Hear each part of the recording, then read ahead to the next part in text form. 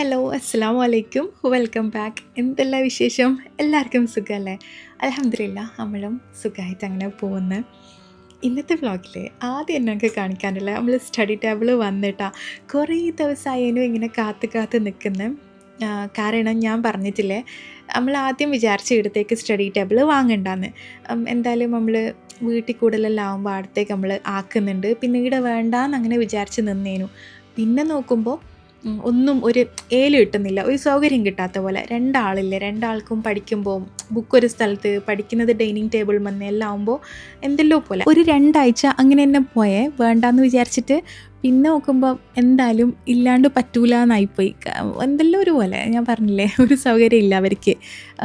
ചിലപ്പോൾ ഹോംവർക്കെല്ലാം ചെയ്യാൻ തന്നെ മിസ്സായി പോകുന്നു. ബെഡിലെല്ലാം ഇരുന്നിട്ടാണ് പിന്നെ ഇന്നും ഇരുന്ന്. പിന്നെ ഞാൻ വിചാരിച്ച് പിന്നെ വാങ്ങാണ്ട് നിന്നിട്ട് കാര്യമില്ല, വാങ്ങാമെന്ന് വിചാരിച്ചിട്ട് സിമ്പിൾ മതി എന്ന് വിചാരിച്ചിന്. അങ്ങനെ ഞാൻ അവിടെ പോയരം നമ്മൾ സുനിത ഫർണിച്ചറിലാണ് പോയത്. ഇതിൻ്റെ സിംഗിളായിട്ടുള്ള ഒറ്റ ചെയർ മാത്രം ഇടാനുള്ള സ്പേസ് ഉള്ളതേനും അവിടെ ഉള്ളത്. അപ്പം ഞാൻ പറഞ്ഞു, ഇപ്പോൾ രണ്ടാൾക്കും കൂടി ഒരുമിച്ച് ഇരുന്ന് പഠിക്കാൻ വേണ്ടി ഒരു ചെയർ ഇടാനുള്ള സ്പേസും കൂടി ആക്കിക്കോ എന്ന് പറഞ്ഞിട്ട് കുറച്ച് നീട്ടിയിട്ട് ഉണ്ടാക്കാൻ കൊടുത്തതാണ്. നമ്മൾ മെഷർമെൻ്റ് എല്ലാം കൊടുത്തിട്ട്. അപ്പോൾ ഇങ്ങനെ ഇത് വരുന്നേട്ടാ. കുറേ സാധനങ്ങൾ വെക്കാൻ അങ്ങനെയൊന്നും പറ്റില്ല, പക്ഷെ രണ്ടാൾക്ക് അത്യാവശ്യം അവരെ എല്ലാ സംഭവങ്ങളും തിങ്സും കീപ്പ് ചെയ്യാൻ പറ്റുമേ. പിന്നെ ഇങ്ങനെ ഈ ഡ്രോയറും ഉണ്ട് രണ്ടാൾ ഏരിയയിലും. അപ്പോൾ ഇത്രയും സ്ഥലം മതി അവർക്ക്. അപ്പോൾ അങ്ങനെയാണ് ഞാൻ ഉണ്ടാക്കാൻ വേണ്ടി കൊടുത്തത്. പിന്നെ നമ്മൾ ഒമാനിലുള്ളത് വലിയതേനും നമ്മൾ ഉണ്ടാക്കിപ്പിച്ചിന്.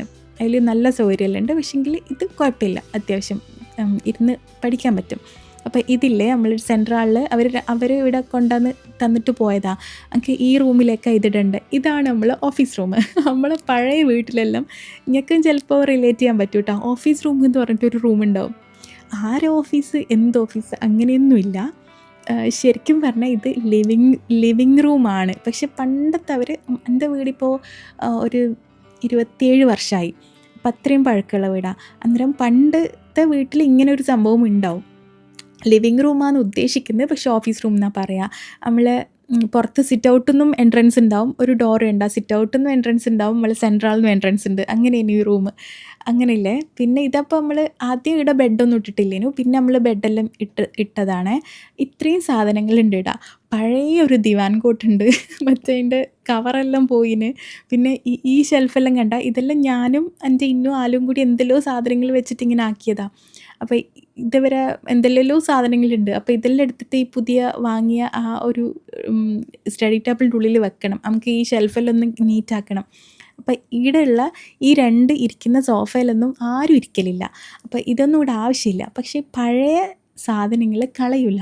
അതിപ്പോൾ മിഡിൽ ക്ലാസ് ഫാമിലിയിലുള്ളവർക്ക് പറഞ്ഞാൽ മനസ്സിലാവും. പഴയ സാധനങ്ങളൊന്നും കളയില്ല, അതിനെക്കൊണ്ട് വലിയ ആവശ്യം ഉണ്ടാവില്ല. അങ്ങനെ ഞാൻ ഇതെല്ലാം എടുത്ത് മാറ്റാമെന്നാണ് വിചാരിക്കുന്നത്. പിന്നെ മറ്റേ അപ്പുറത്തുള്ള ദിവാൻ കോട്ടില്ലേ, അതും എടുത്ത് കളയണം. എന്നിട്ട് എനിക്കിവിടെ സ്റ്റഡി ടേബിൾ വെക്കണം. പിന്നെ നമുക്കൊരു ഫുൾ സ്റ്റാൻഡിങ് മിററെല്ലാം വാങ്ങിയിട്ട് ഈ റൂമിൽ വെക്കണം എന്നുണ്ട്. ഈ ദിവാൻ കോട്ടിൻ്റെ കോലം കണ്ട. അപ്പം ഞാൻ വന്നപാട് ചോദിച്ചിന് ഇതെന്തിനാണ് ഇവിടെ ഇട്ടണമെന്ന് ചോദിച്ചിനെ. പിന്നെ ആണെങ്കിൽ ഇവർക്കാണെങ്കിൽ ചാടാൻ മനസ്സും വരുന്നില്ല. അങ്ങനെ ഞാനിതിപ്പോൾ എന്തായാലും കളയാനല്ല, മുകളിൽ സിറ്റ് ഔട്ട് ഉണ്ട്. മുകളിൽ അങ്ങനെ സിറ്റ് ഔട്ടിലൊന്നും ആരും കയറലില്ല. ആടെ കൊണ്ടുപോയിടാമെന്ന് വിചാരിച്ച്. അതാ നമ്മളെ പഴയ സാധനങ്ങളെല്ലാം ആടെ കൊണ്ടുപോയിടൽ. പിന്നെ തൽക്കാലം ഈ 2 സോഫ എടുത്ത് ഇപ്പറ ഇടുന്ന ഞാൻ. പിന്നെ ഞാൻ ഒരു ഫുൾ സ്റ്റാൻഡിങ് മിററെല്ലാം വാങ്ങിക്കഴിഞ്ഞാൽ ഈ സോഫ എടുത്ത് മുകളിൽ ഞാൻ കൊണ്ടുപോയി ഇടും. അങ്ങനെ. പിന്നെ ഇല്ലേ, നമ്മളെല്ലാ റൂമിലും കുറേ കസേരയെല്ലാം ഉണ്ട്. കുറേ കസേരയും ഇങ്ങനത്തെ കുറേ സാധനങ്ങളെല്ലാം ഉണ്ട്. അതെല്ലാം ആണെങ്കിൽ കളയുമില്ല, ആവശ്യമില്ല, അങ്ങനെ പറഞ്ഞിട്ട് വെച്ചതാണ്. പിന്നെ സ്റ്റഡി ടേബിൾ ഞാൻ ഉണ്ടാക്കാൻ കൊടുത്തെന്ന് പറഞ്ഞുതരാം. അതിൻ്റെ റേറ്റ് പറയണേന്ന് കുറേ കമൻറ്റ്സ് ഞാൻ കണ്ടിന്.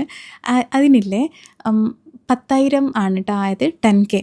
പിന്നെ ഇതിൻ്റെ സിംഗിൾ ഉള്ളതിന് എനിക്ക് തോന്നുന്നു 7,000 സംതിങ് ആ ഒരു റേറ്റ് തന്നെ. പിന്നെ ഞാൻ ഡബിൾ ചെയ്യിപ്പിച്ചു തരാം, അതിന് 10,000 ആയത്. പിന്നെ കുറച്ച് ഞാൻ വീതിയെല്ലാം കൂട്ടീന്, അതെല്ലാം കൊണ്ടിട്ടാണ്. പിന്നെ ഞാനിതാ ആ ദിവാൻ കോട്ട് എടുത്ത് ആടെ വെച്ചിട്ടുണ്ട്. അതിന് അത് മുകളിലേക്ക് കൊണ്ടുപോകണം. പിന്നെ സ്റ്റഡി ടേബിൾ ഈ ഒരു സ്ഥലത്തും സെറ്റ് ചെയ്തിടണേ. പിന്നെ ഈ റൂമിൽ വെളിച്ചമെല്ലാം കുറവാണ്, അപ്പോൾ വലിയ ബൾബ് ഇടണം. എനിക്ക് ഒമാനിൽ നാട്ടിലേക്ക് വന്നാൽ ഏറ്റവും കൂടുതൽ പ്രശ്നം എന്താണെന്നറിയാം, ലൈറ്റെല്ലാം ഡിമ്മായിട്ട് തോന്നും. അവിടെ വലിയ ട്യൂബ് ലൈറ്റ് പോലെയല്ലേ ഉണ്ടാവുക. അപ്പോൾ ഇവിടുത്തെ ബൾബും കൂടി മാറ്റിയിട്ടാൽ പിന്നെ സെറ്റായി. പിന്നെ ഇന്ന് ഇവർക്ക് രാവിലെ അല്ല സ്കൂളിലേക്ക് കൊടുത്തയക്കുന്ന പുട്ടും ചെറുപയർ കറിയും, പിന്നെ ആ ചെറിയ ബോക്സിൽ മാങ്ങ ഉപ്പിലിട്ട മാങ്ങ മാത്രം ഞാൻ എടുത്ത് വെച്ചാണ്. ഇന്ന് ഇവർക്ക് സ്പെഷ്യലായിട്ടൊന്നും ഉണ്ടാക്കിയിട്ടില്ല, രാവിലെ എൻ്റെ വീട്ടിലുണ്ടാക്കിയ ഫുഡ് തന്നെയാണ് കൊടുത്തയക്കുന്നത് കേട്ടോ. പിന്നെ എനിക്കൊരു കാര്യം നിങ്ങളോട് പറയാനുണ്ട്. ഇന്നുൻ്റെ ഹിന്ദി അസസ്മെൻറ്റ് കഴിഞ്ഞ്, ഇത് ഞാൻ സ്കൂളിൽ പോകുമ്പോൾ എടുത്ത വീഡിയോ അല്ല കേട്ടോ, സ്കൂളിൽ തിരിച്ച് വന്നിട്ട് ഉള്ള വീഡിയോ ആണ്. അപ്പോൾ ഹിന്ദിയിൽ ഫസ്റ്റ് ക്ലാസ് ടെസ്റ്റ് കഴിഞ്ഞ് ഇന്നുൻ്റെ മാർക്ക് എത്രയാണെന്നറിയാം? 10ൽ 5, നേരെ പകുതി മാർക്ക് ഇന്നുവിന് കിട്ടി. മാഷാഅല്ലാഹ്, എനിക്ക് ഭയങ്കര സന്തോഷമായിന്. കാരണം ഇന്നു ആദ്യമായിട്ടാണ് ഹിന്ദി പഠിക്കുന്നത് ഈ വർഷം. അപ്പോൾ ആ ക്വസ്റ്റ്യൻ ആൻസേഴ്സ് ഇല്ലേ, കഴിഞ്ഞ 5-6 വർഷമായിട്ട് ഹിന്ദി പഠിച്ച കുട്ടികൾക്കുള്ള ക്വസ്റ്റ്യൻ ആൻസേഴ്സാണ് ഇന്നും അറ്റൻഡ് ചെയ്തത്. അപ്പോൾ ഓൾ ഇതുവരെ പഠിച്ചിട്ടില്ലല്ലോ. ആ സ്കൂളിൽ ഇന്നും ഇപ്പോൾ പോയിക്കൊണ്ടിരിക്കുന്ന സ്കൂളിൽ LKG തൊട്ടേ ഹിന്ദി ഉണ്ട്. ഒമാനിലാണെങ്കിൽ ഇതുവരെ ഇന്നും ഹിന്ദി പഠിച്ചിട്ടില്ല. അപ്പോൾ ഓൾക്ക് ഈ അറ്റൻഡ് ചെയ്തിട്ട് എല്ലാം മനസ്സിലാവുന്നുണ്ട്. ഓൾ എക്സാം അറ്റൻഡ് ചെയ്ത് നേരെ പകുതി മാർക്ക് കിട്ടിയതിൽ ഞാൻ ഭയങ്കര ഹാപ്പിയാണ്. കാരണം ബാക്കി എല്ലാവരും ആദ്യം തൊട്ടേ LKG തൊട്ടേ പഠിച്ചതല്ലേ. അപ്പം ഞാൻ ഓളോട് പറഞ്ഞു ഭയങ്കര അടിപൊളിയാണ്, അങ്ങനെയാണ് ഇങ്ങനെയാണെന്നെല്ലാം പറഞ്ഞു. ഓൾക്കും അങ്കും അതേപോലെ സന്തോഷമായ. പിന്നെ ഇല്ലേ, അതിൽ തന്നെ ഹെൽപ്പ് ചെയ്തതില്ലേ ആൽബിഡോ ആണ്. നിങ്ങൾ എന്ത് കുട്ടികൾക്ക് പ്രശ്നങ്ങളുണ്ടെങ്കിലും നല്ലൊരു ട്യൂഷൻ കൊടുത്ത് അവരെ സെറ്റാക്ക്. കാരണം നമ്മൾ പാരൻസ് പല തിരക്കിലുമായിരിക്കും, പ്രത്യേകിച്ച് വർക്കിംഗ് വുമൺ ആണെങ്കിലും, വർക്കിംഗ് ലേഡീസ് അമ്മമാരാണെങ്കിൽ, അല്ലെങ്കിൽ വർക്കിംഗ് അല്ലെങ്കിൽ തന്നെ നമുക്ക് വീട്ടിലുള്ള പണികളുകൊണ്ട് തന്നെ നമുക്ക് നമ്മളെ കുട്ടികളെ പഠിപ്പിക്കുന്ന സമയത്ത് ചിലപ്പോൾ കോൺസെൻട്രേഷൻ കിട്ടില്ല. ചിലപ്പോൾ ഒരു കുട്ടികളല്ല 2 കുട്ടികളുണ്ടെങ്കിൽ നമുക്ക് ഒരാളെ പോലും ശ്രദ്ധിക്കാൻ പറ്റാത്ത അവസ്ഥ ഉണ്ടാവും. നമ്മൾ പല പ്രശ്നങ്ങൾക്കിടയിലും കുട്ടികളെ പഠിപ്പിക്കുന്ന സമയത്ത് നമുക്ക് അവരെ മര്യാദയ്ക്ക് പഠിപ്പിക്കാൻ പറ്റില്ല, നമ്മൾ അവരോട് പ്രഷറാവുക ചെയ്യുക. അപ്പോൾ അതിന് പകരം കുട്ടികൾക്കൊരു ട്യൂഷൻ കൊടുത്താലില്ലേ, അത് ഭയങ്കര ഹെൽപ്ഫുൾ ആവട്ടെ അവർക്ക്. അവരെ മനസ്സിലാക്കി അവർക്ക് മാത്രമായിട്ടൊരു ടീച്ചർ വെച്ച് കൊടുത്താൽ അവർക്ക് എന്താണ് പ്രശ്നം, അവരെ വീക്ക് പോയിൻറ്റ്സും സ്ട്രെങ്ത്തും എല്ലാം എന്താണെന്ന് മനസ്സിലാക്കിയിട്ട് അവരെ ഹെൽപ്പ് ചെയ്യാൻ ആ ടീച്ചർക്ക് പറ്റുമേ. അപ്പോൾ ആൽബിഡോ ആണ് ഞാൻ ഇന്നുവിന് വേണ്ടി കൊടുക്കൽ. പിന്നെ ആൽബിഡോൻ്റെ ഒരു അപ്ഡേഷൻ ഞാൻ കേട്ടതാണ്. കഴിഞ്ഞ വർഷം ആൽബിഡോയിൽ ജോയിൻ ചെയ്തിട്ടുള്ള 90% കുട്ടികൾക്കും 80%-ൽ കൂടുതൽ മാർക്സ് സ്കോർ ചെയ്യാൻ പറ്റിയെന്നുള്ളത്. അത് അവരെ ടീച്ചേഴ്സിൻ്റെ ക്വാളിറ്റിയും അവരെ കൺസിസ്റ്റൻസിയും എല്ലാം കൊണ്ട് തന്നെയാണ് കേട്ടോ. അപ്പോൾ നിങ്ങൾക്ക് ആൽബിഡോയിൽ കുട്ടികളെ ജോയിൻ ചെയ്യിപ്പിക്കാൻ ഇൻട്രസ്റ്റ് ഉണ്ടെങ്കിൽ, എന്നോട് ഒരു ഡൗട്ട് നിങ്ങൾ ചോദിക്കണ്ടെങ്കിൽ ധൈര്യമായിട്ട് ഞാൻ സ്ക്രീനിൽ കൊടുക്കുന്ന നമ്പറിൽ കോൺടാക്റ്റ് ചെയ്തിട്ട് ചോദിച്ചോ, മെസ്സേജ് അയച്ച് ചോദിച്ചോ, അവർ റിപ്ലൈ ചെയ്യും. ഭയങ്കര റെസ്പോൺസിബിളായിട്ടുള്ള ടീമാണ്. ധൈര്യമായിട്ട് ഞാൻ ഗ്യാരണ്ടിയാണ് ആൽബിഡോൻ്റെ കാര്യത്തിൽ. എന്താ പറയുക, 1-to-1 ആണ്. ഒരു ടീച്ചർക്ക് പുറമെ മെൻറ്ററും കൂടിയുണ്ട്. അപ്പോൾ അവരുടെ ക്ലാസ് എല്ലാം ഭയങ്കര അടിപൊളിയായിരിക്കും കേട്ടോ. നിങ്ങൾക്കും കുട്ടികൾക്കും സ്ട്രെസ് ഇല്ലാണ്ട് അടിപൊളിയായിട്ട് സ്മൂത്തായിട്ട് പോവും. പിന്നെ ഇന്ന് അവർ സ്കൂളിൽ പോയി കഴിഞ്ഞതിന് ശേഷം ഞാനും അമ്മായിയും കൂടി ഉപ്പയും ഉമ്മയും കൂടി ഉണ്ട് കേട്ടോ. അപ്പം നമ്മളില്ലേ കണ്ണൂരേക്കാണ് പോകാൻ പോകുന്നത്. എനിക്ക് 2 ഷോപ്പിൽ പോകാനുണ്ട്, വീഡിയോ ഷൂട്ട് ചെയ്യാനുണ്ട്, അതിനെല്ലാം വേണ്ടി പോകുന്നതാണ്. എനിക്ക് കല്യാണിൽ പോകണം. കല്യാണിൽ നമുക്ക് ചെറിയ ഷോപ്പിങ്ങും ഉണ്ട്, പിന്നെ വീഡിയോയും ഷൂട്ട് ചെയ്യാനുണ്ട് കേട്ടോ. പിന്നെ ഞാൻ ഇന്നുൻ്റെ മാർക്ക് ലിസ്റ്റ് കാണിച്ചില്ലേ, അത് ഓൾ എന്നോട് ചോദിച്ചു, ഉമ്മ ഈ ചെറിയ മാർക്ക് കിട്ടിയത് എന്തിനാണ് വീഡിയോയിൽ കാണിക്കുന്നതെന്ന് ചോദിച്ചിട്ടുണ്ടായിന്. പിന്നെ ഓൾ ഭയങ്കര നോ ഒന്നും പറഞ്ഞിട്ടില്ല. എന്തിനാണ് കാണിക്കുന്നത്, നല്ല മാർക്ക് കിട്ടിയാൽ കാണിച്ചാൽ പോരെയെന്ന്. പക്ഷേങ്കിൽ ഞാൻ ഭയങ്കര ഹാപ്പി ആയിട്ട് തന്നെ കാണിച്ചാണ് കേട്ടോ. കാരണം ഓൾക്ക് ഒന്നും അറിയാത്തടത്തുനിന്ന് ഭയങ്കര ഓൾ മാഷാഅല്ലാഹ് എല്ലാം മനസ്സിലാക്കുന്നുണ്ട്. ഓൾ ഓക്കെ ആയി വരുന്നുണ്ട് കേട്ടോ. എനിക്ക് ഭയങ്കര ടെൻഷനുള്ള കാര്യമായിരുന്നു ഈ ലാംഗ്വേജിൻ്റെ. ഞാൻ നാട്ടിൽ വരുമ്പേ പറഞ്ഞിട്ടില്ല നിങ്ങളോട്, അതുകൊണ്ടാണ് ഞാൻ കാണിച്ചത്. പിന്നെ ഇല്ലേ, നമ്മളിവിടെ കല്യാണിൽ വന്നിട്ട് ഞാനൊരു സാരി എല്ലാം ട്രൈ ചെയ്ത് നോക്കിയിട്ടാണ്. ഞാൻ എപ്പോൾ ട്രൈ ചെയ്തത് ആ സാരി, പക്ഷെങ്കിൽ നല്ല രസമുണ്ടായിരുന്നു. എന്താ പറയുക, എനിക്ക് നല്ല ഇഷ്ടപ്പെട്ടാണ്. ഈ ഒരു ടൈപ്പ് സാരിയൊന്നും ഞാൻ ഇതുവരെ ട്രൈ ചെയ്തിട്ടില്ല. എനിക്കിങ്ങനെ വെച്ചിട്ട് നോക്കുമ്പോൾ ഇനി എന്തെങ്കിലും ഫംഗ്ഷൻ വരുമ്പോൾ സാരി എടുത്താലോ എന്നിങ്ങനെ ഞാൻ ആലോചിച്ച് അവിടുന്ന്. നല്ല രസമുണ്ടായിരുന്നു. പക്ഷെ എനിക്ക് സാരി ഒരിക്കലും ഉടുത്താൽ അങ്ങനെ കംഫർട്ടായിട്ട് നിൽക്കില്ല. ഞാൻ പണ്ടപ്പോൾ ഉടുത്തതാണ്, എനിക്കെന്തോ ഊരി വീഴാൻ പോകുന്ന പോലെ ഉണ്ടാവും. അങ്ങനെ നമ്മൾ കല്യാണിൽ നമ്മളെ പരിപാടിയെല്ലാം കഴിഞ്ഞ് നമുക്കൊരു ആടി സെയിലായതുകൊണ്ട് അതിൻ്റെ ഒരു ഷൂട്ട് ഉണ്ടായിരുന്നു. പിന്നെ അവിടെ എല്ലാം ഭയങ്കര റേറ്റ് കുറവാണ് കേട്ടോ. ഇപ്പം അടിപൊളിയാണ്, കുറേ കളക്ഷൻസ് എല്ലാം ഉണ്ടായിരുന്നു. പിന്നെ നമ്മൾ പുറത്തിറങ്ങി, നമ്മൾ ഫുഡ് കഴിച്ച്. അപ്പോൾ ഇന്നത്തെ ഉച്ചക്കത്തെ ഫുഡെല്ലാം പുറത്തുനിന്നാണ് കേട്ടോ. നമ്മൾ കല്യാണിൻ്റെ നേരെ ഓപ്പോസിറ്റ് ഒരു മന്തിക്കട ഉണ്ടായിരുന്നു. പിന്നെ നമുക്ക് നല്ലോണം വിശന്നിട്ടുണ്ടായിരുന്നു. അങ്ങനെ നമ്മൾ ആടുന്ന് നല്ല മന്തി കഴിച്ചു. നല്ലോണം വിശന്നാൽ ഭയങ്കര ടേസ്റ്റ് ആയിരിക്കുമല്ലേ ഫുഡിന്. പിന്നെ നമ്മളൊരു ജ്വല്ലറിയിലോട്ടാണ് പോയത്. എനിക്ക് ഇവിടെയും ഒരു ഷൂട്ടേനും ഉണ്ടായിന്. ഞാൻ നാട്ടിൽ വന്നാൽ എനിക്ക് കുറേ കോളെല്ലാം വരുവേ. എന്നെ ഇനാഗുറേഷന് വരെ ഇൻവൈറ്റ് ചെയ്യലുണ്ട്. പക്ഷെ ഞാൻ പോകലില്ല. കാരണം ഞാനൊരു ഇൻട്രോവേർട്ടാണ്. പക്ഷേ ഇൻട്രോവേർട്ട് എന്ന് പറയുമ്പോൾ നിങ്ങൾ വിശ്വസിക്കുമെന്ന് എനിക്കറിയില്ല. ഞാൻ എല്ലാവരുമായിട്ട് പെട്ടെന്ന് മിങ്കിളാവില്ല. പിന്നെ ഇതാണ് നമ്മൾ ഷൂട്ട് ചെയ്യുന്ന ടീം. ഇവർ കൊച്ചിയിൽ നിന്ന് വന്നതാണ്. നല്ല അടിപൊളി ടീമേനു. ശരിക്കും പറഞ്ഞാൽ 3 മണിക്കൂറെങ്ങാനും ഷൂട്ട് ഉണ്ടായിരുന്നു. പക്ഷേങ്കിൽ നല്ല രസേനു. എന്താ പറയുക, നമ്മളെല്ലാം പോലെ കിളി പോയ ടൈപ്പേനു. പിന്നെ എന്താ, ഞാൻ വന്നവരോട് ആദ്യമേ തന്നെ പറയും, ഞാൻ ഭയങ്കര എക്സ്പേർട്ടൊന്നല്ല.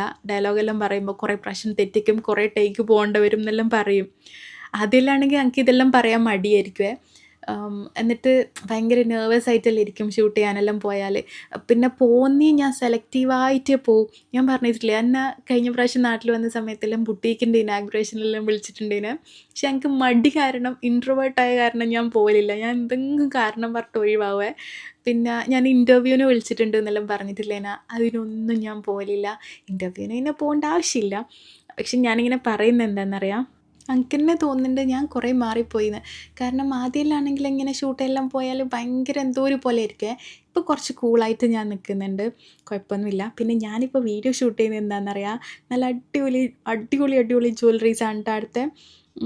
ഇത് ഭയങ്കര അടിപൊളി കളക്ഷൻസാണ്. ഞാൻ അവിടെ ഭയങ്കര ലൈറ്റ് വെയ്റ്റ് കളക്ഷൻസ് എല്ലാം കുറേ കണ്ടിട്ടുണ്ട്. ഇതെല്ലാം പിന്നെ ബ്രൈഡ്സെല്ലാം യൂസ് ആക്കുന്ന പോലത്തെ വലിയ ഹെവി പീസസ് എല്ലാം. എന്ത് അടിപൊളി ജ്വല്ലറീസാണെന്നറിയാം അവിടെ. ഇത് മെറാൾഡ ഗോൾഡാണ്. ഭയങ്കര സൂപ്പറാണ്. പിന്നെ ഇല്ലേ, നമ്മൾ ഇവരോട് ബൈ ബൈ എല്ലാം പറഞ്ഞ് ഇറങ്ങല.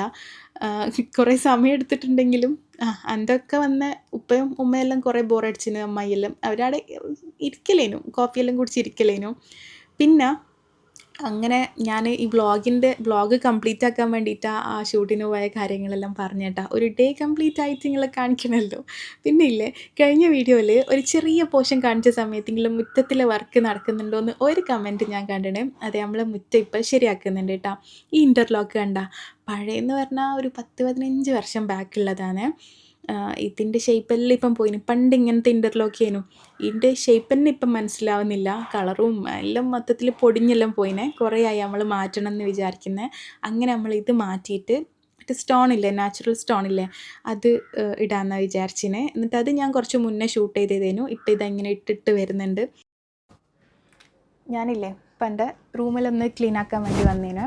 പിന്നെ ഇല്ലേ, നമ്മൾ മുറ്റം ചേഞ്ച് ആക്കുന്നുണ്ടോ എന്ന് ചോദിച്ചിട്ടുണ്ടായിരുന്നു.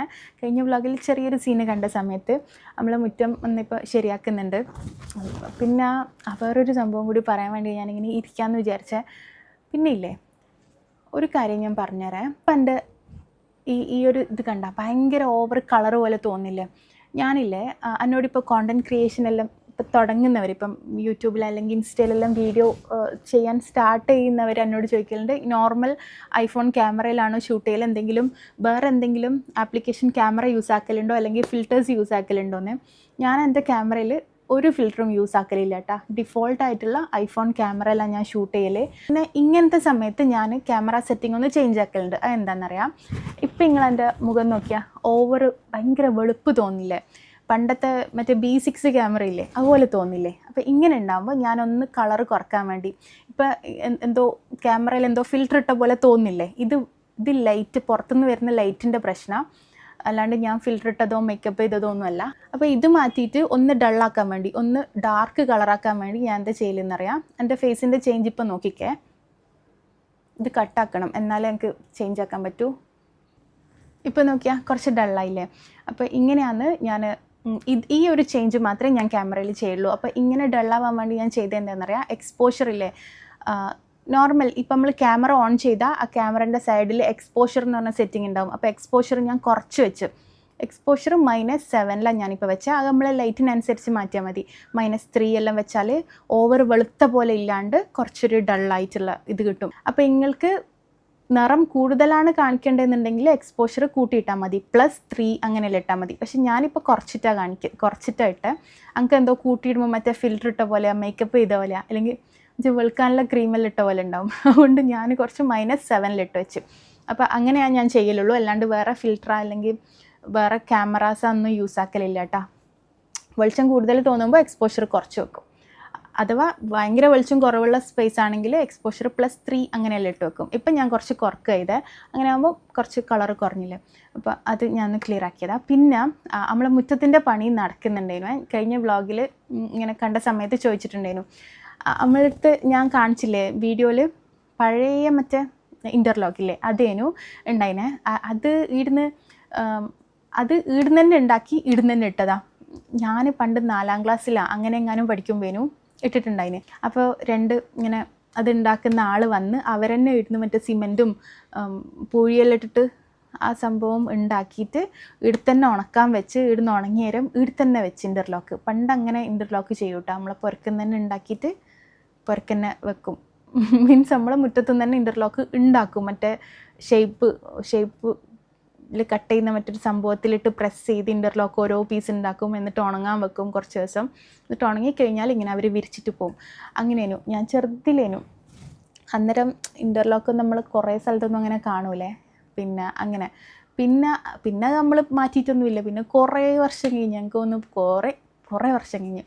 എന്നിട്ട് ആണെങ്കിൽ ഇപ്പോൾ പൊടിഞ്ഞ് ചിലതൊന്നും കാണുന്നില്ല. അങ്ങനത്തെ അവസ്ഥയായി. അതിൻ്റെ ഷേപ്പ് വരെ കാണാത്ത അവസ്ഥയായി. പിന്നെ നമ്മളിട്ട് മാറ്റാമെന്ന് വിചാരിച്ച് അങ്ങനെ ഇപ്പം മറ്റേ സ്റ്റോണില്ലേ, സ്റ്റോൺ ആട്ടോ വെക്കുന്നത്, മറ്റേ നാച്ചുറൽ സ്റ്റോണ്. ഞാൻ ഇതിടുമ്പോൾ വിചാരിക്കുന്നത് പണ്ട് ഞാൻ ചെറുതിൽ അവരിങ്ങനെ ഓരോ ഇൻ്റർലോക്ക് ഇങ്ങനെ അടിച്ചടിച്ച് വെക്കുമ്പോൾ ഞാൻ അതിൻ്റെ മേലെ കയറി നടക്കുവേനു. അന്നേരം ഇവിടെ പണി അത് ഉണ്ടാക്കുന്ന ആൾ എന്നെ കലമ്പുവിനെ. എന്നിട്ട് ഞാൻ ഭയങ്കര ചെറിയ കുട്ടിയേനു. എന്നിട്ട് പറയും ഇതിൻ്റെ മേലെ ചവിട്ടർ എന്നെല്ലാം പറഞ്ഞാൽ എന്നെ പേടിപ്പിക്കലുണ്ടായിരുന്നു. ഞാനാണ് അവർ അടിച്ചു വെക്കുന്നതിന് അതിൻ്റെ മേലെ ചവിട്ടി നടക്കും ഉണങ്ങുന്നതിന് മുന്നേ. പിന്നെ എനിക്ക് ഞാൻ ഒരു കാര്യം പറയാനായിരുന്നത് എന്താണെന്നറിയാം. ഞാനിപ്പോൾ രാവിലെ സ്കൂളിൽ കുട്ടികൾക്ക് വേണ്ടുന്ന ടിഫിൻ ബോക്സിൻ്റെ റെസിപ്പിയും അങ്ങനെയെല്ലാം കുറേ ആൾ ചോദിച്ചിട്ടുണ്ടായിരുന്നു. നാട്ടിൽ വരുന്ന സമയത്തേ പറഞ്ഞിട്ടുണ്ടായിരുന്നു, ഷമി നാട്ടിൽ പോയാൽ കുട്ടികളുടെ ലഞ്ച് ബോക്സ് റെസിപ്പി, മഴ വരുന്നുണ്ട്, കുട്ടികളെ ലഞ്ച് ബോക്സ് റെസിപ്പി ചെയ്യണേ, അവൾ വെയിറ്റ് ചെയ്തിരിക്കും എന്നെല്ലാം പറഞ്ഞിട്ടുണ്ടായിരുന്നു. പക്ഷെ ഞാൻ ഇതുവരെ മര്യാദയ്ക്ക് അങ്ങനെയൊന്നും വീഡിയോസൊന്നും ഇട്ടിട്ടില്ല. അതിന് ഒരു റീസൺ ഉണ്ട്. എന്താണെന്നറിയാം, എനിക്ക് എന്തോ ടൈം ഇല്ലാത്ത പോലെ അല്ലെങ്കിൽ മൊത്തത്തിൽ എന്തോ ഒരു സെറ്റാവാത്ത പോലെ എങ്ങാനും തോന്നുന്നു. കാരണം ഞാനില്ലേ ശരിക്കും പറഞ്ഞാൽ ഒരു നൈറ്റ് പേഴ്സണാണ്. രാത്രിക്ക് എത്ര സമയം വേണമെങ്കിലും നമുക്ക് ഉറങ്ങാണ്ടിരിക്കാൻ പറ്റും. പക്ഷേങ്കിൽ രാവിലെ എണീച്ച് എല്ലാം ഇങ്ങനെ ആക്റ്റീവായിട്ട് ചെയ്യില്ല, എനിക്ക് പറ്റൂല. ഇപ്പോൾ രാവിലെ എത്ര നേരത്തെ എണീച്ചിട്ടുണ്ടെങ്കിലും രാത്രി എനിക്ക് ഭയങ്കര ലേറ്റായിട്ട് ഉറങ്ങാൻ പറ്റും. പിന്നെ ഞാൻ ഒമാനാണെങ്കിൽ എല്ലാ പണികളും രാത്രിക്കാണ് ചെയ്യൽ. ഭയങ്കര രാവിലെ എണീച്ച് എല്ലാം അങ്ങനെ സെറ്റാക്കലൊക്കെ പറ്റുന്നില്ല. പിന്നെ അതുകൊണ്ട് തന്നെ ഇവിടുന്ന് നാട്ടിൽ വന്നിട്ട് എപ്പോഴും ഉമ്മയാണ് ഫുഡ് ഉണ്ടാക്കൽ. ഉമ്മയോ അല്ലെങ്കിൽ ഇത്താത്തയോ ആണ് രാവിലത്തെ ഫുഡ് ഉണ്ടാക്കുക. അന്നേരം അതുതന്നെയാണ് ഞാൻ അവർക്ക് സ്കൂളിലേക്ക് കൊടുത്തയക്കലും. അല്ലാണ്ട് അവർക്ക് വേണ്ടി സ്പെഷ്യൽ ലഞ്ച് ബോക്സ് ആക്കുക അങ്ങനെ ഇങ്ങനെ ഒന്നും ചെയ്യലില്ല. എന്നാൽ രാവിലെ അതുതന്നെ അങ്ങ് കൊടുത്തയക്കും. ഒരു ദിവസം അങ്ങനെ ഞാൻ ആക്കിയിട്ടുള്ളൂ. അന്ന് ഞാൻ വീഡിയോ ഇട്ടാണ്. പിന്നെ അപ്പോൾ അങ്കില്ലേ, അല്ലെങ്കിൽ പൊതുവേ നമ്മൾ ഒമാനിന്ന് നാട്ടിലേക്ക് വന്നാൽ വെക്കേഷനല്ലേ വരിക. കുട്ടികളെ സ്കൂളിൽ ചേർക്കുന്നതിന് മുന്നേ ആണെങ്കിൽ വന്നാൽ ഒരു കുഴപ്പമില്ല. കുട്ടികളെ സ്കൂളിൽ ചേർത്ത് കഴിഞ്ഞിട്ടാണെങ്കിൽ 2 മാസത്തെ വെക്കേഷനാണ് വരിക. അന്നേരം ഞാൻ എങ്ങനെയാണോ ഒമാനിൽ അങ്ങനെ തന്നെ ഇടിയും നിൽക്കൽ. കാരണം രാത്രി 2 മണിയെല്ലാം ഉറങ്ങാൻ, രാവിലെ ഒരു 12 മണി 11 മണിയെല്ലാം ഒന്ന് ആക്റ്റീവായിട്ട് വരാൻ. എണീച്ചാലും ചിലപ്പോൾ അതിന് മുന്നേ എണീച്ചിട്ടുണ്ടെങ്കിലും ഒരു ദിവസം അങ്ങ് തുടങ്ങാൻ നമുക്ക് നമ്മളെ മനസ്സിൽ നിന്നൊരു തുടങ്ങലില്ലേ, അങ്ങനെ തുടങ്ങാൻ ഒന്ന് ആക്റ്റീവ് ആവാൻ 12 മണിയെങ്കിലും ആവും. പക്ഷേങ്കിൽ ഇപ്പം എൻ്റെ അവസ്ഥ എന്ന് പറഞ്ഞാൽ രാത്രി നേരത്തെ ഉറങ്ങിയേ പറ്റൂ, രാവിലെ നേരത്തെ എണീച്ചേ പറ്റൂ എന്നുള്ള അവസ്ഥയായിപ്പോയി. കാരണം കുട്ടികളെ സ്കൂളിൽ അയക്കണമല്ലോ, അങ്ങനെ ആയിപ്പോയി അവസ്ഥ. അതുകൊണ്ട് എനിക്ക് എന്തോ ഒരു ശരിയാവാത്ത പോലെ ഞാനാ ശരിക്കും പെട്ടെ. രാവിലെ എൻ്റെ വർക്കാണെങ്കിൽ ഒരു 9:30 കഴിഞ്ഞാൽ, രാത്രി ഒരു 9:30 കഴിഞ്ഞാൽ പിന്നെ എല്ലാം ഓഫായി എന്ന് പറഞ്ഞാൽ എല്ലാവരും പിന്നെ ഉറങ്ങേണ്ട സംഭവമായി. കാരണം ബാക്കി എല്ലാവരും ഭയങ്കര നേരത്തെ എണീച്ചിട്ട് മൊത്തത്തിൽ സെറ്റാവും. അങ്കാണെങ്കിൽ അത് പറ്റുകയും ചെയ്യൂല. പക്ഷേങ്കിൽ ഞാനും ഇനി അങ്ങനെ സെറ്റാവുമായിരിക്കും. ഞാൻ സാധാരണ വെക്കേഷന് വന്നാലും എൻ്റെ വർക്കുള്ള ഒരു 9:30-10 മണിയാകുമ്പോഴത്തേക്ക് എല്ലാവരും കിടക്കും. പക്ഷെ ഞാൻ ഉറങ്ങാണ്ട് അങ്ങനെ ഞാൻ ഒറ്റയ്ക്ക് തിരിഞ്ഞു കളിഞ്ഞ് നടന്നിട്ട് ഒരു 12 മണിയെല്ലാം 2 മണിയെല്ലാം ഉറങ്ങാൻ. പക്ഷെ ഇപ്പം എനിക്ക് അങ്ങനെ പറ്റുന്നില്ല. അതുകൊണ്ട് രാവിലെ തന്നെ എണീച്ചിട്ട് വീഡിയോ എടുക്കാനും ഫുഡ് ഉണ്ടാക്കാനും എന്തോ ഒരു പോലെ. അതുകൊണ്ടാണ് ടിഫിൻ ബോക്സ് റെസിപ്പിയൊന്നും ഇല്ലാത്തത്. ഇൻഷാ അള്ളാ ഞാൻ ശരിയാവും. ഒരു മാസം കഴിഞ്ഞ് ഇനി ശരിയാക്കി എടുക്കണം ഇൻഷാ അള്ളാ. പിന്നെ ഈ സമയമില്ല എന്നുള്ള ഇന്നും ആലും പറയുന്നുണ്ട്. കാര്യം അവർക്ക് ഉച്ചക്ക് അവിടുന്നാണ് ഉച്ചക്ക് സ്കൂൾ വിട്ട് വരുന്നതല്ലേ, ഇവിടുന്നാണെങ്കിൽ വൈകുന്നേരം സ്കൂൾ വിട്ട് വരുന്നത്. എന്നിട്ടാണെങ്കിൽ കുറച്ച് സമയം ഒക്കെ എന്താ പറയുക, സ്കൂൾ വിട്ട് വന്ന് അവരൊന്ന് കുളിച്ച് ഫ്രഷ് ആവാൻ 5 മണിയാവും. കുളിച്ച് കഴിഞ്ഞാൽ പിന്നെ 2 മണിക്കൂർ ഒരു ഫ്രീ ആയിട്ടുള്ള പോലെ തോന്നുള്ളൂ. പിന്നെ മഗ്രിബ് വാങ്ങി കൊടുത്ത് പിന്നെ ഹോംവർക്ക് ചെയ്ത് പിന്നെ ഫുഡ് കഴിച്ച് പിന്നെ കിടന്ന് പിന്നെ ഇതന്നെ വൈകുന്നേരം വരെ സ്കൂള്. ടൈം ശരി തന്നെ, 5-5.5 മണിക്കൂർ 6 മണിക്കൂർ അങ്ങനെ സ്കൂളിൻ്റെ ടൈം ശരി തന്നെ. പക്ഷേങ്കിൽ അവിടുന്ന് നേരത്തെ പോയി നേരത്തെ വരുന്നതുകൊണ്ട് കുറേ സമയം ഉള്ള പോലെ തോന്നുന്നുണ്ട്. പക്ഷേ ഇവിടെ എന്തോ അനക്കും ആണെങ്കിലും സമയമില്ലാത്ത പോലെ തോന്നുന്നുണ്ട്. അതാണ് വ്ളോഗെല്ലാം ഭയങ്കര ലേറ്റ് ആവുന്നത്. എനിക്ക് തോന്നുന്നു ഒരാഴ്ച എങ്ങാനായി ഞാൻ വ്ളോഗ് ചെയ്തിട്ട്. മൊത്തത്തിൽ സമയമില്ലാത്ത പോലെ തോന്നുന്നതായിട്ടാണ്. അല്ലെങ്കിൽ അങ്ക് എല്ലാ പ്രാവശ്യം വരുമ്പോൾ ഭയങ്കര സുഖേനു. ഈ പ്രാവശ്യം എനിക്കാണെങ്കിൽ ഭയങ്കര ഇടങ്ങാറായിട്ടുള്ള. പക്ഷേങ്കിൽ ശരിയാവും, ശരിയാക്കിയെടുക്കണം ഇൻഷാ അള്ളാ. പിന്നെ ഇല്ലേ, ഇതിപ്പോൾ വൈകുന്നേരം നമുക്ക് മുറ്റത്ത് പണി നടക്കുന്നുണ്ടല്ലോ. അപ്പോൾ 2 വർക്കേഴ്സാണേ ഉള്ളത്. 2 പണി ചെയ്യുന്ന 2 ആളാണ് നമുക്ക് പണിയെടുക്കുന്നത്. അന്നേരമില്ലേ അവർക്ക് നല്ല സ്വഭാവമാണ് അവരെ. അന്നേരം നമ്മളിങ്ങനെ പറയും എന്തെങ്കിലും സ്പെഷ്യലായിട്ട് ഉണ്ടാക്കി കൊടുക്കണം ലാസ്റ്റ് പണി തീരുന്ന ദിവസം. ഫുഡൊന്നും കൊടുക്കണ്ട, ഫുഡെല്ലാം പുറത്തുനിന്ന് തന്നെ. പക്ഷെ നമ്മളിപ്പോൾ വൈകുന്നേരം ചായക്ക് എന്തെങ്കിലും ഉണ്ടാക്കി കൊടുക്കൂട്ടാ, മഴയല്ലല്ലേ. അപ്പോൾ എന്തെങ്കിലും സ്നാക്കെല്ലാം കഴിക്കാൻ നല്ല രസം ഉണ്ടാവില്ലേ. അങ്ങനെ ഇന്ന് നമ്മൾ പഴംപൊരി ഉണ്ടാക്കി കൊടുക്കാമെന്ന് വിചാരിച്ചിട്ട് ഇത്താത്തതിൻ്റെ മാവെല്ലാം റെഡിയാക്കില്ലാന്നേ. പിന്നെ ഇതിൻ്റെ റെസിപ്പിയൊന്നും പിന്നെ പറയേണ്ട ആവശ്യമില്ലല്ലോ. പിന്നെ ഞാൻ പറഞ്ഞില്ലേ നല്ല സ്വഭാവമാണ്. നമ്മളെ അടുത്ത് ഇങ്ങനെ എന്തെങ്കിലും വർക്കിന് വരുന്നവരെ ഭയങ്കര നമുക്ക് കുറച്ച് ദിവസം വർക്ക് ചെയ്യുമ്പോൾ ഭയങ്കര ഒരു അറ്റാച്ച്മെൻറ്റ് തോന്നൂലേ. ഭയങ്കര നല്ല സ്വഭാവമായതുകൊണ്ട് അങ്ങനെ തോന്നും ചിലരോട്. അതാ ഞാൻ അങ്ങനെ പറഞ്ഞത്. ഇപ്പം അവരെ വർക്കെല്ലാം കഴിഞ്ഞിട്ട് പോയിട്ടാ. ശരിക്കും പറഞ്ഞാൽ ഞാൻ ഈ വ്ളോഗ് അപ്ലോഡ് ചെയ്യുന്ന സമയത്ത് പിന്നെ ഞാൻ നേരത്തെ പറഞ്ഞിട്ടില്ല, എനിക്ക് രാവിലെ എന്തോ രാവിലെ എണീച്ചെല്ലാം ശരിയാവാത്ത പോലെയൊന്നും. അത് ഞാൻ വേറെന്തും കൊണ്ട് പറഞ്ഞെന്നല്ല. നിങ്ങൾ വിചാരിക്കും പണ്ടെല്ലാം നാട്ടിൽ രാവിലെ തന്നെയല്ലേ എല്ലാം ചെയ്യല്, ഇപ്പം എന്താ ഇങ്ങനെ പറയാനെന്നൊന്നും അങ്ങനെയൊന്നും വിചാരിക്കരുത് കേട്ടോ. കാരണം ഞാൻ ഇപ്പം ലാസ്റ്റ് 12 വർഷമായിട്ട് ഞാൻ എപ്പോൾ നാട്ടിൽ വന്നാലും പണ്ട് ഒമാനിൽ എങ്ങനെയാണോ അങ്ങനെ തന്നെയാണ്. ഭയങ്കര ലേറ്റായിട്ട് ഉറങ്ങും, രാവിലെ ഒന്നും അങ്ങനെ എണീച്ച് സെറ്റാവില്ല, അങ്ങനെയെല്ലാം തന്നെയാണ്. അതുകൊണ്ട് തന്നെ എനിക്ക് ഇപ്രാവശ്യം വന്നേരം ഭയങ്കര ഇടങ്ങാറായിട്ട് തോന്നുന്നത്. നമ്മൾ പറയില്ലേ നാട്ടിൽ വന്നാൽ ഭയങ്കര സുഖമാണെന്ന് പറയില്ലേ, ഇപ്രാവശ്യം അതൊന്നുമില്ല. നാട്ടിൽ വന്നാൽ കുട്ടികൾക്ക് സ്കൂൾ ലീവും നമുക്ക് വലിയ പണിയൊന്നുമില്ല. അങ്ങനെയേനു ഞങ്ങൾക്ക് കുറച്ച് റിലാക്സ് ആയ പോലെയും ഉണ്ടാവില്ല. പക്ഷെ ഇപ്രാവശ്യം അങ്ങനെയല്ല. അപ്പോൾ അതെല്ലാം കൊണ്ടാണ് ഞാനങ്ങനെ പറഞ്ഞത്. അതെല്ലാം കൊണ്ടാണ് വ്ളോഗും എല്ലാം ലേറ്റ് ആവുന്ന പോലെ തോന്നുന്നു. അങ്ങനെ നല്ല പഴംപൊരിയെല്ലാം ഉണ്ടാക്കി. വൈകുന്നേരം ഇല്ലേ നല്ല രസമല്ലേ, എന്തെങ്കിലും മഴക്കാലത്തെല്ലാം എന്തെങ്കിലും സ്നാക്കെല്ലാം ഉണ്ടാക്കി കഴിക്കാൻ. ഭയങ്കര ഹെവി ആയിട്ടുള്ളതൊന്നും വേണ്ട. സാധാരണ നമ്മളെ പണ്ട് ഉണ്ടാക്കുന്ന സ്നാക്ക് തന്നെ, പഴംപൊരി, ഉള്ളിവട, പരിപ്പ് വട, അങ്ങനത്തെ ഐറ്റംസ് എല്ലാം ഉണ്ടാക്കിയാൽ നല്ല രസമാണ്. പിന്നെ അതിൻ്റെ ഇടയ്ക്ക് കറണ്ട് പോയിട്ടാ, ഇടയ്ക്കിടയ്ക്ക് കറണ്ട് പോകും. എൻ്റെ വീട്ടിലാണെങ്കിൽ ഇൻവെർട്ടറൊന്നും ഇല്ലേ.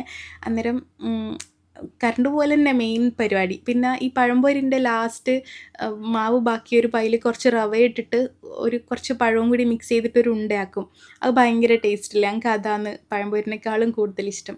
അങ്ങനെ ഞാൻ അതെല്ലാം എടുത്ത് നമ്മൾ എന്തെല്ലോ വർത്താനം പറഞ്ഞിട്ട് ചായയെല്ലാം കുടിക്കില്ല. കറണ്ടെല്ലാം പോയിട്ടുള്ള അതാ ലേറ്റെല്ലാം കുറവ്. കറണ്ട് പോയാൽ കത്തുന്ന മറ്റേ ബൾബുണ്ട്, അത് മാത്രമേ ഉള്ളൂ. പിന്നെ ഇന്ന് രാത്രി ഫുഡ് ഉണ്ടാക്കാൻ വേണ്ടിയിട്ട് പിച്ചുവിനെ പീടികയിലേക്ക് പറഞ്ഞയക്കുന്ന സീനാണ് കേട്ടോ ഇത്. ഓനോട് 1000 പ്രാവശ്യം കാല് പിടിച്ചാലേ ഓൻ പോവും. അങ്ങനെ ഞാൻ വിളിച്ചിട്ട് രാത്രിക്ക് ഇന്ന് ഉണ്ടാക്കാൻ വേണ്ടിയിട്ട് അണ്ടിപ്പരിപ്പ് വേണം. ഈടെയാണെങ്കിൽ അണ്ടിപ്പരിപ്പില്ല. അണ്ടിപ്പരിപ്പും പിന്നെ കട്ടത്തൈരും കൂടി വേണം കേട്ടോ. അങ്ങനെ അത് രണ്ടും വാങ്ങാൻ വേണ്ടിയിട്ട് പിച്ചുവിനെ സ്കൂളിലേക്കല്ല പീടികയിലേക്ക് അയക്കല. പീടിക മീൻസ് എന്താ പറയുക, ഷോപ്പിലേക്ക് വാങ്ങുന്നത്. നമ്മൾ മാത്രമാണോ പീടികയെന്ന് പറയാമെന്ന് എനിക്കറിയൂലേ, നമ്മളങ്ങനെയാണ് പറയൽ. അങ്ങനെ ഓൻ പോയിട്ട് ഇപ്പോൾ വാങ്ങിയിട്ട് കൊണ്ടുവരും. പിന്നെ ഇന്ന് രാത്രി സ്പെഷ്യലായിട്ട് കുബൂസും പിന്നെ ബീഫ് ഹണ്ടി അതാണ് ഉണ്ടാക്കാൻ പോകുന്നത്. ഇതൊരു പാകിസ്ഥാനി സ്പെഷ്യൽ ബീഫ് കറിയാണ്. പാകിസ്ഥാനി സ്പെഷ്യൽ എന്ന് പറയുമ്പോൾ നമുക്ക് പിടിക്കാത്ത ടൈപ്പ് സംഭവമൊന്നുമല്ല. നല്ല എല്ലാവർക്കും നമ്മളെ മലയാളീസിന് ഇഷ്ടപ്പെടുന്ന ഒരു ഫ്ലേവറുള്ള കറിയാണ്. അപ്പോൾ ഞാൻ കുബൂസ് ഉണ്ടാക്കാൻ വേണ്ടി ചൂടുവെള്ളം എടുത്ത് ചൂട് കൂടിപ്പോയി അതൊന്ന് തണിക്കാൻ വേണ്ടിയിട്ട് ഞാനിങ്ങനെ ആറ്റിക്കൊണ്ടിരുന്നത്. അപ്പോൾ ഇളം ചൂടുള്ള 1 കപ്പ് വെള്ളത്തിലേക്ക് ഞാൻ 3 ടീസ്പൂൺ ഈസ്റ്റ് ഇടുന്നുണ്ട്. ഞാനില്ലേ 2 കപ്പ് മൈദക്ക് 1 ടീസ്പൂൺ ഈസ്റ്റ് എന്നുള്ള അളവിലാണ് എടുക്കൽ. 2 to 2.5 കപ്പ് മൈദക്ക് വരെ 1 ടീസ്പൂൺ ഈസ്റ്റ് എടുക്കൽ. പിന്നെ ഞാൻ 6 കപ്പ് മൈദ എടുക്കുന്നതുകൊണ്ട് 3 ടീസ്പൂൺ ഈസ്റ്റ് എടുത്തിന്, പിന്നെ 2 ടേബിൾ സ്പൂൺ പഞ്ചസാര. അപ്പോൾ ഇതെല്ലാം കൂടി ഒന്ന് മിക്സാക്കാം. പിന്നെ പഞ്ചസാര മറ്റേ ചെറുതിൽ തിരാനായിട്ട് നമ്മൾ നറുക്കാൻ വേണ്ടി വെച്ചേനു, അതാണ് ഞാൻ വലിയ കപ്പിൽ നിന്ന് എടുത്തിട്ട്, അല്ല വലിയ ഡബ്ബയിൽ നിന്ന് എടുത്തിട്ട്. പിന്നെ ഇല്ലേ, ഞാൻ നാട്ടിൽ വന്നിട്ട് ഫസ്റ്റായിട്ടാണ് രാത്രി ഫുഡ് ഉണ്ടാക്കുന്നത്. ഞാനൊന്നും ഉണ്ടാക്കലൊന്നും തുടങ്ങിയിട്ടില്ലേനു. എന്താ പറയുക, സ്പെഷ്യലായിട്ടൊന്നും ഉണ്ടാക്കലും അങ്ങനെയൊന്നും ഇല്ല. എല്ലാം ശരിയാവും ഇൻഷാ അല്ലാ. പിന്നെ വേറെന്നാ ഇനിയില്ലേ, ഇതിലേക്ക് മൈദ ഇടുന്നുണ്ട്. നമുക്ക് ഇവിടെ എല്ലാവരും ഉള്ളതുകൊണ്ട് നമ്മളിപ്പം കുറച്ച് ആളുണ്ടല്ലോ, അതുകൊണ്ടാണ് ഞാൻ 6 കപ്പ് മൈദക്ക് ഉണ്ടാക്കുന്നത്. ഈ 6 കപ്പ് മൈദക്ക് കുബൂസ് ഉണ്ടാക്കിയാലില്ലേ പിറ്റേന്ന് രാവിലത്തേക്ക് ഉണ്ടാവേ, അത് വേറെ കാര്യം. ഒറ്റ നേരത്തേക്കൊന്നുമല്ല, പക്ഷെ നമ്മളത് ചൂടാക്കിയിട്ട് കഴിക്കും. പിന്നെ ഇനി ഇതിലേക്ക് ആവശ്യത്തിനുള്ള ഉപ്പ്, 1 ടീസ്പൂൺ ഉപ്പാണ് ഞാൻ ഇടുന്നത്. ഇനി ഇത് മിക്സാക്കാം. ഞാനിപ്പോൾ പാലൊന്നും യൂസ് ആക്കുന്നില്ല. കുബൂസിന് കുറച്ചും കൂടി ടേസ്റ്റ് വേണമെങ്കിൽ പാൽപ്പൊടിയോ അല്ലെങ്കിൽ പാലിലോ കുഴക്കാം. പാലിൽ കുഴക്കാൻ പാലില്ലെങ്കിൽ ഒരു 2-3 ടേബിൾ സ്പൂൺ പാൽപ്പൊടി ഇട്ടാലും നല്ല ടേസ്റ്റ് ഉണ്ടാവും. പക്ഷെ ഞാനിപ്പം ഇളം ചൂടുവെള്ളത്തിൽ തന്നെ കുഴച്ചെടുക്കുന്നത്. അപ്പോൾ 6 കപ്പ് മൈദക്ക് 3 കപ്പ് വെള്ളം വേണ്ട വന്നതിന്. ഇനിയിപ്പോൾ ഇത് കുറച്ച് ലൂസായിട്ട് കുഴച്ചാൽ നല്ല സോഫ്റ്റ് കുബൂസ് കിട്ടുമേ. ഇനിയിപ്പോൾ ഇത് നല്ലോണം കുഴച്ചെടുക്കണം.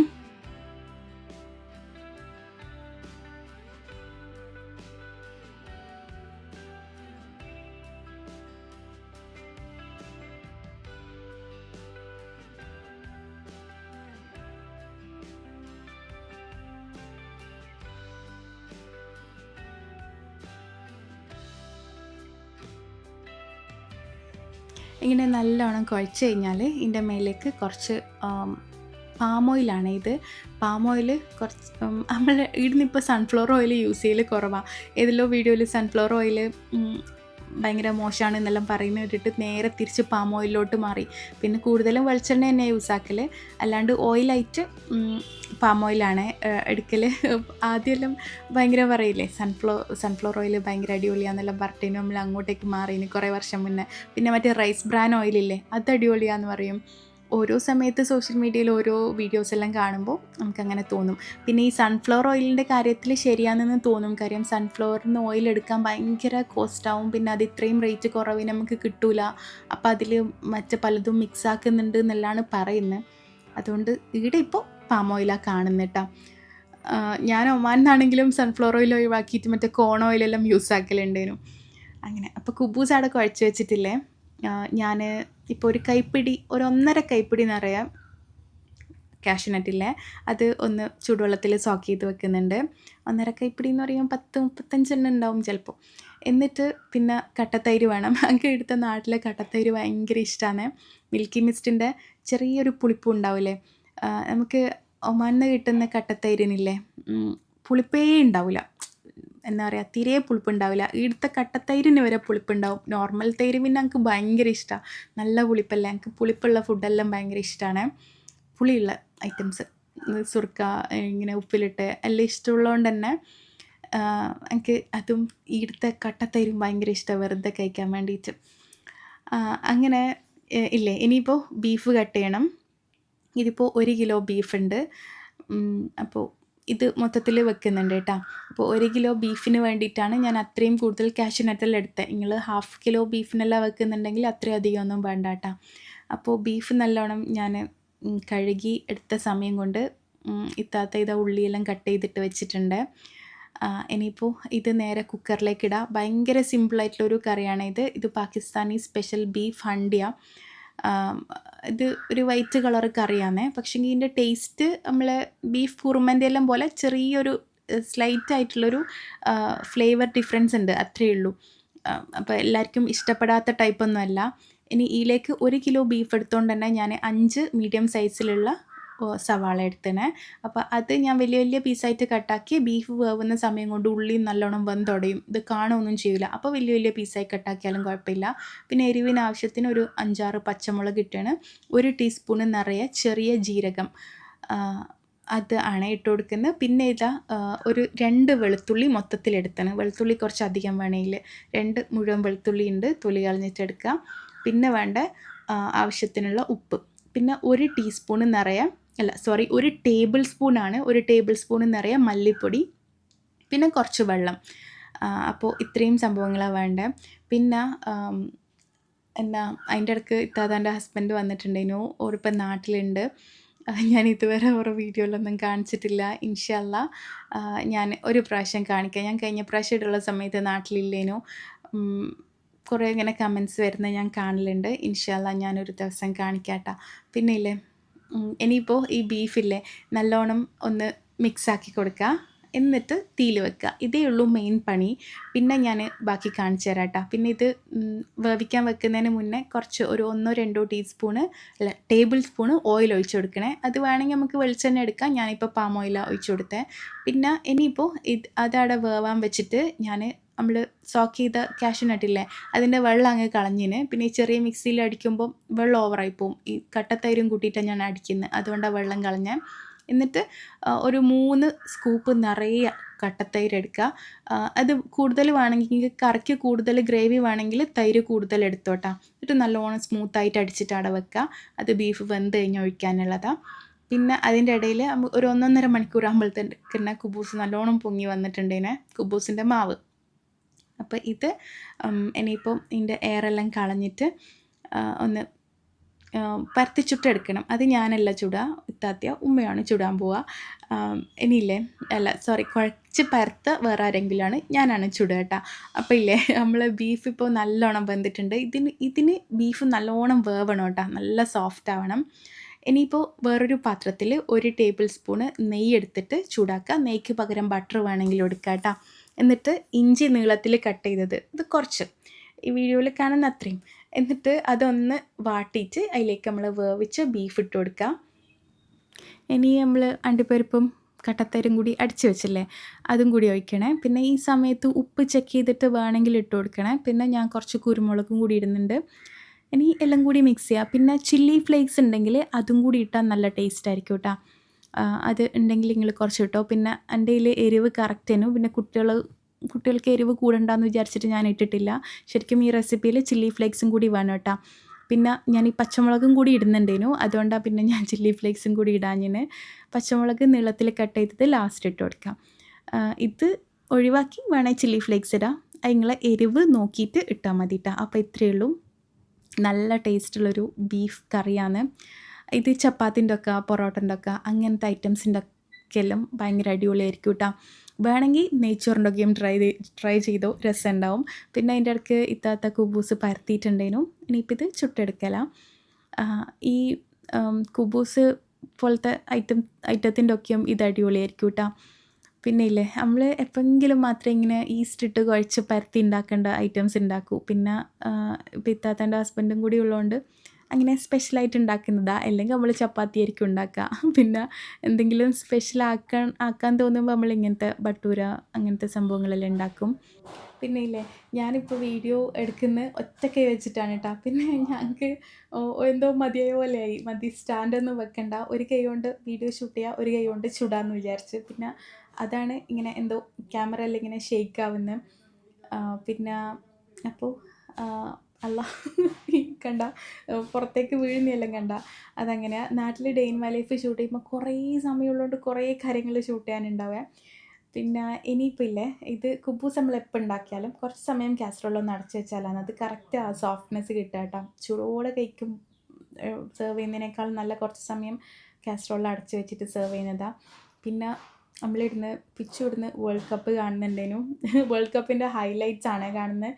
ഇതിപ്പോൾ ചില സമയത്ത് പാതിരാക്കല്ല ഉണ്ടാവുക. ഞാൻ ശരിക്കും പറഞ്ഞാൽ ഇന്നലത്തെ കളി മൊറോക്കോ വേഴ്സസ് കാനഡ ഞാൻ പാതിര വരെ ഇരുന്നിട്ട് കണ്ടിട്ടുണ്ടേനു. അപ്പോൾ ചിലത് ഞാൻ കാണും, ചിലത് സ്കിപ്പാക്കും. അപ്പോൾ ഇതാണ് നമ്മൾ ഇന്നത്തെ രാത്രിക്കത്തെ ഫുഡ്.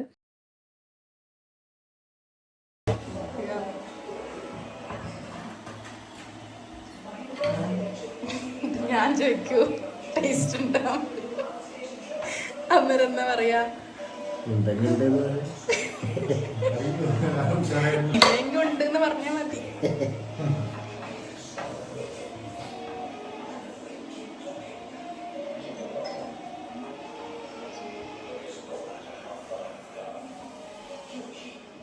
അടിപൊളി എന്ന് പറഞ്ഞു.